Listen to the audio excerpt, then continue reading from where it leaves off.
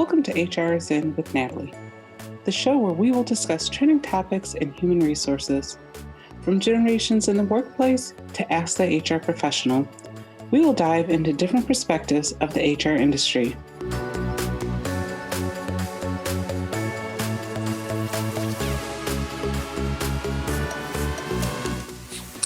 Hi, everybody, and welcome to HR is In with Natalie, where we talk about trending topics in HR. So today's topic is, who is Generation Z? We all know about millennials, but most people don't realize that millennials are reaching their 40s now. So who is this new generation entering the workplace? Well, today I have two experts with me that can let us know all about millennials. Today we have Dr. Mary Cooney, who is an educator by trade and spent the bulk of her career in higher education. She experienced the millennials from the very beginning when they waltzed into her classroom and wanted to know why they needed her class.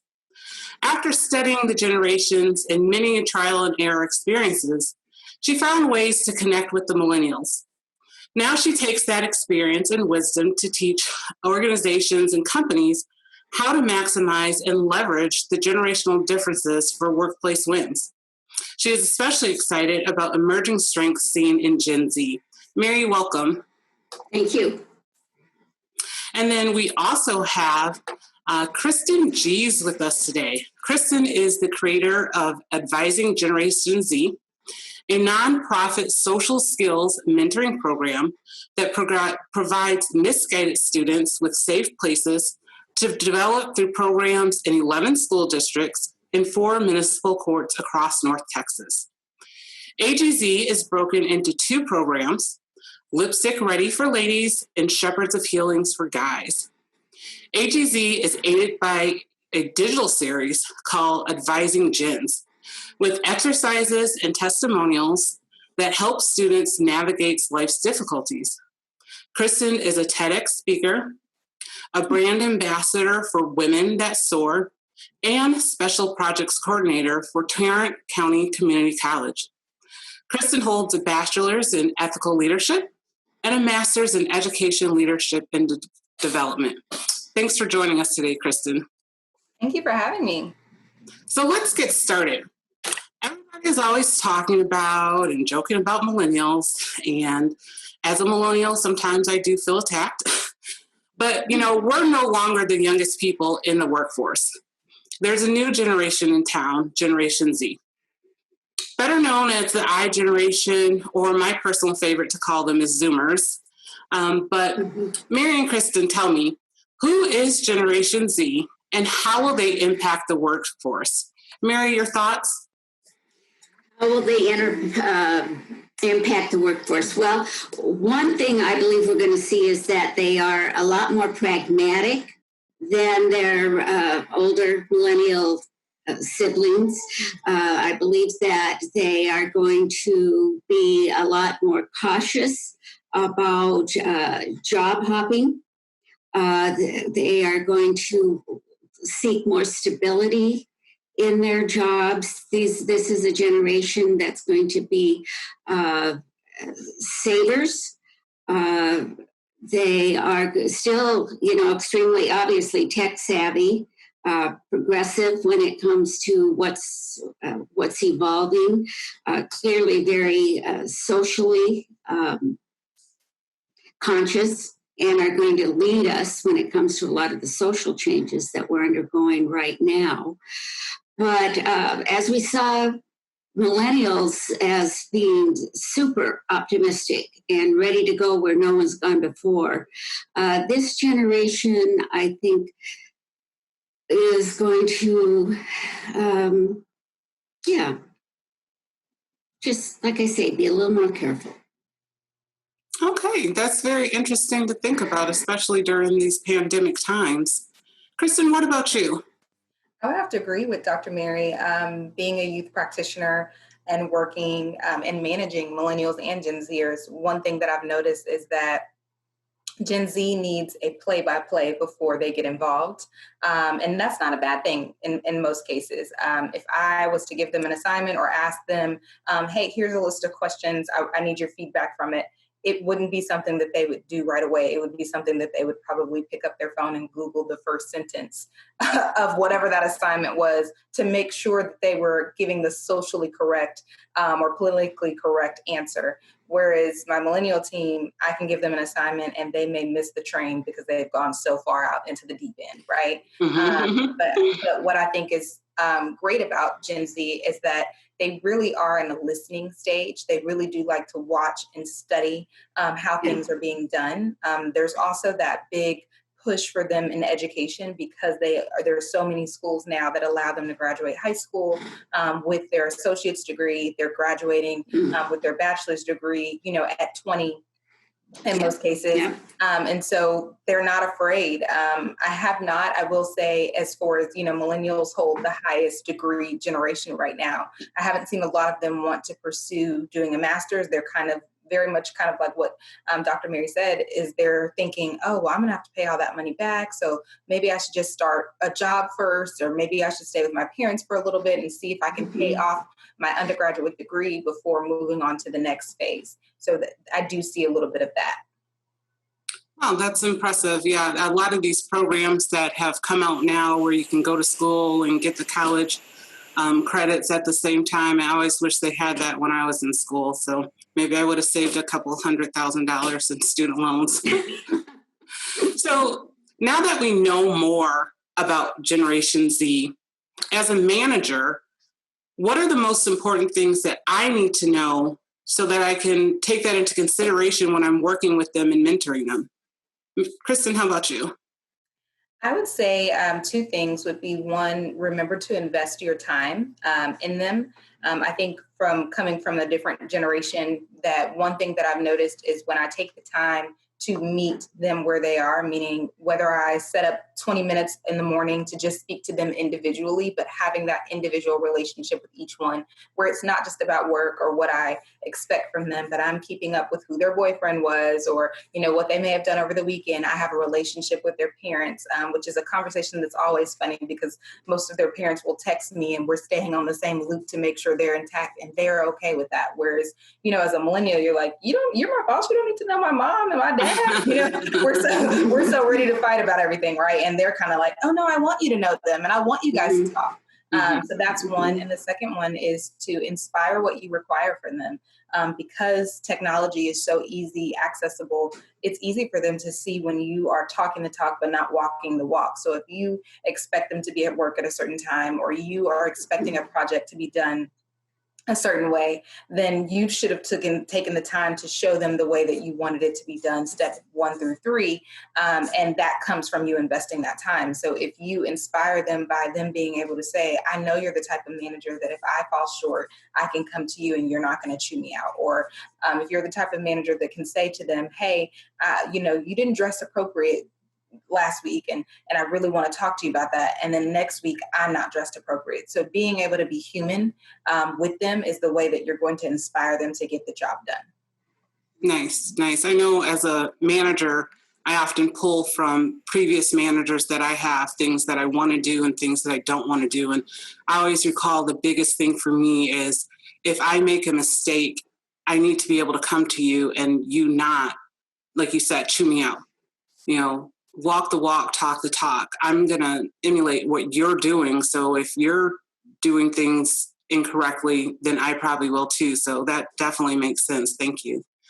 Mary, what has your research showed us? Well, one thing I think to keep in mind that can be very helpful to managers is have a good perspective on the backstory of this generation. Understand that these workers come to us with some pretty high levels of anxiety, and they come by it honestly. I think, you and I had talked earlier, and these kids were born in the shadow of 9/11. So they came into the world when there's a lot of instability, fear in the ether. Even if they're not, talking yet or consciously absorbing this, it's there. It's just all around them. Adults just not knowing what's going to happen next. And in many ways, not unlike what we're feeling COVID now. It's like, what just happened? what's next? How long is this uncertainty and lack of safety going to last?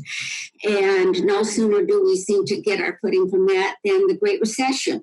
And now we've got, the economy flapping us around. So the Great Recession, and during that time, probably at least one parent lost their job. Wouldn't be uncommon if they both do. And because so much of that recession, circled around the housing bubble, homes go into foreclosure. So we've got housing insecurity. And with that can frequently come food insecurity. Kids are observing their parents suffering a lot, just trying to keep roofs over heads, foods on the table, and feel powerless about doing anything that, what can I do to help? I can't help. And it's very hard on a kid to see this kind of anxiety within a household. So school's supposed to be the safe place to go, right? At least you get some respite at school. Well, not when you've got mass shootings going on. And if we just take a second to think that any day when I'm at school, I can be disrupted by somebody with a gun. And should that happen, I would not be collateral damage. I could be the very target that the shooter has in mind. It is really unnerving. And again, I think for us who are older, it's almost like we can't go there. We really cannot fathom that kind of fear that is instilled. And I hear often, and I see it in my own Gen Z grandchildren, a tendency not even to talk about it very much, internalize it a lot. And so hence, this fear is played out in needing, the meds, the psychological assistance. And when, surveys are taken of new employees to say, well, what are these extra services or, we might think of them as kind of perks we could offer you that could, entice you to be happy, and want to stay here. Well, at the top of the list for many of these people, younger people coming in now, they'll say psychological services. And we need to take this seriously. So consequently, I believe a manager has to understand that when a young employee comes in and they seem a little more nervous than usual, or a little more uncertain about whether or not they're doing, they're doing what you're asking me to do, or could you say that again, or could you watch how I'm doing this kind of thing. It's not because they're just trying to be acting lazy, or like, I'm just trying to give you a runaround. No, they kind of don't have that baseline of I would say, self-efficacy, that baseline of self-confidence built yet. And so I think that if the manager can say, sure, I'll come in, I'll double check that, I'll watch you do it the first couple times. Yeah, you got that. And help build, again, that sense of self-efficacy, that it's going to take off.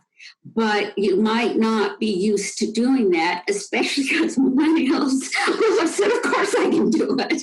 Right. Not the corrections, on the other side. But I think that, and one thing too that we're seeing is that millennials are reporting that they like face-to-face interaction with managers, with colleagues, far more than millennials reported. Millennials saying, I'm all about electronic, let me send you a text, I'll even send you an email, but not waste our time, blah, blah, blah, blah. No, I think, and again, I think this is part of being able to build some sense of, again, grounding. I keep saying the word security. If I can see your face, if I can hear your voice, it helps me stabilize. Well, that's definitely important to know as a manager. you always give a little bit more leniency when somebody's new, but it's important for managers to understand that when they give their direction, there might be more questions, or they might need to take a little bit more time to talk through it. And also those mental services at your organization, sometimes when budgets get tight, they're the first to go. And people might need to understand that in the future, that might need to be the last thing that goes. So thank you, Mary. Mhm. So we've been introduced to the new generation. We now know more about Gen Z, how they operate, what they're thinking, and how we should work with them as managers. So I implore all of you to continue checking out Helpful Resources Consulting's website, Facebook page, and LinkedIn, because all the month of August, I will be showcasing information on Gen Z so that we can get to know this new generation better. I'd like to thank Dr. Mary Cooney and Kristen Gies for joining me today. Kristen, how can people learn more about your work in your organization? Absolutely. They can follow us at advisinggenerationz.com or advising gens on any social platform. And I believe it's super easy to connect with me on LinkedIn at Kristen Gies, and then you'll be able to find all of those tags. Thank you. And Dr. Mary Cooney, how can they learn more about your research? The easiest way to get in touch with me is LinkedIn, Mary Cooney on LinkedIn. And I also have a website. My company is called Creativia. So on web, it would be Get Creativia, and can explain my programs in more depth there. Great. Well, again, thank you for your time today. I say to everybody else, stay tuned. Next month in September, our vlog and our website will be dedicated to veterans in the workplace. And that's a wrap. Thanks for checking out this video today. If you enjoyed it, like it down below and subscribe to my YouTube channel. You can also check out my website, Facebook page, LinkedIn page, and keep up with this channel for more videos on trending topics in HR.